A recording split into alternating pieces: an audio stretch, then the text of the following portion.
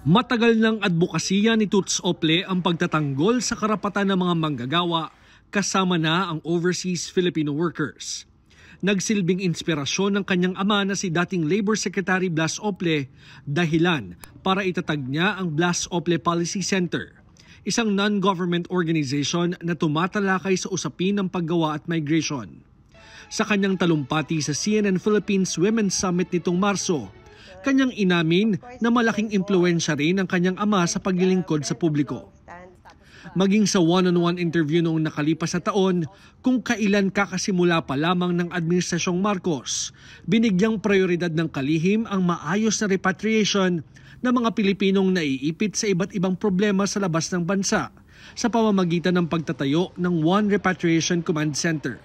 When I was the head of my own NGO, the Blas F. Ople Policy Center, we would experience that. Yung kumakatok galing sa probinsya, walang tirahan sa Maynila, pero naglakas loob dahil yung anak nila nilalapastangan o pinahihirapan, or in some cases nga hindi nila alam kung buhay o patay dahil hindi na nila nakakausap. And I mean, all these stories, we learn from them. And when it's now time for me to assume as Secretary of the Department, I draw from these stories, that these personal testimonials, and I see the need na wag nang dagdagan pa yung burden ng mga magulang.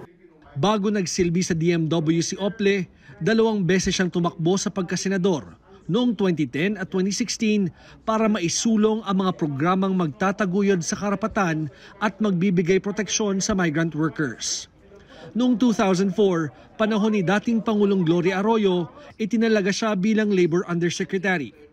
Nakipaglaban din sa sakit na breast cancer si Ople at pinasalamatan ng kanyang ina sa suportang ibinigay sa kanya. Bilang tagapagtanggol din ng mga kababaihan at kabataan, ito ang kanyang mensahe. The best heroes are the people you love the most. The best life is the one devoted to principles that you believe in and are prepared to fight for. George Cahiles, CNN Philippines.